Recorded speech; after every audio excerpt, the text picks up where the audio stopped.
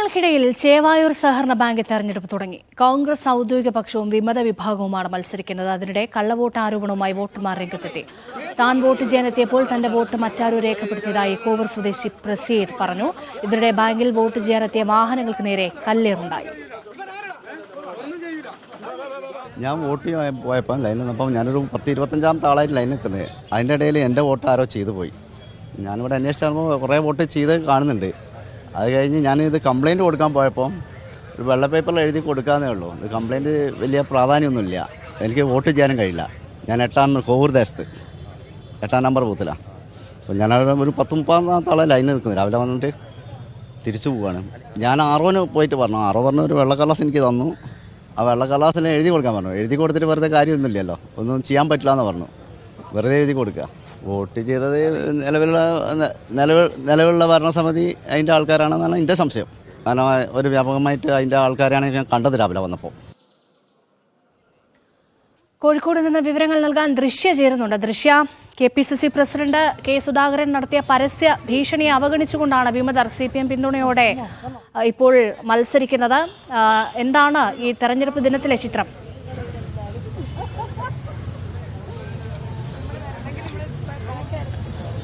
രേഷ്മ, രാവിലെ 8 മണി മുതൽ തന്നെ തെരഞ്ഞെടുപ്പ് വോട്ടെടുപ്പ് ആരംഭിച്ചിരുന്നു. രാവിലെ മുതൽ തന്നെ സംഘർഷ സാധ്യതയുണ്ടായിരുന്നു.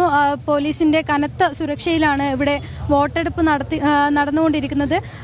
തുടക്കം മുതൽ തന്നെ കള്ളവോട്ട് ആരോപണം നേരിടുന്നുണ്ട്. ഇപ്പോൾ ഇവിടെ MP MK രാഘവൻ മാധ്യമങ്ങളെ കാണുന്നുണ്ട്. കള്ളവോട്ട്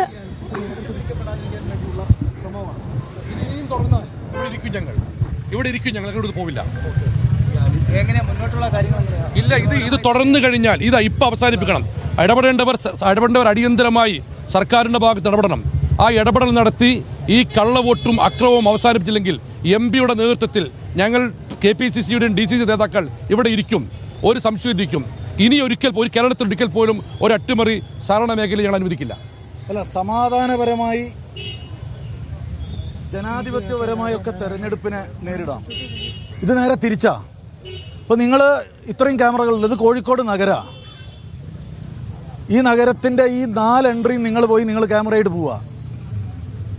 ആ ഭാഗം പോയി നോക്കുക, ഈ ഭാഗം പോയി നോക്കുക, ഈ ഭാഗം പോയി നോക്കുക. കോട്ട കെട്ടിയ മാതിരി ആളുകളെ തടഞ്ഞു നിർത്തുന്നതിന് വേണ്ടി, വാഹനങ്ങൾ ആക്രമിക്കുന്നതിന് വേണ്ടിയൊക്കെയുള്ള വലിയ സന്നാഹങ്ങൾ നടക്കുക. ഞങ്ങൾ ക്ഷമയോടുകൂടി നിൽക്കുന്നത് ഞങ്ങളുടെ വോട്ടർമാർ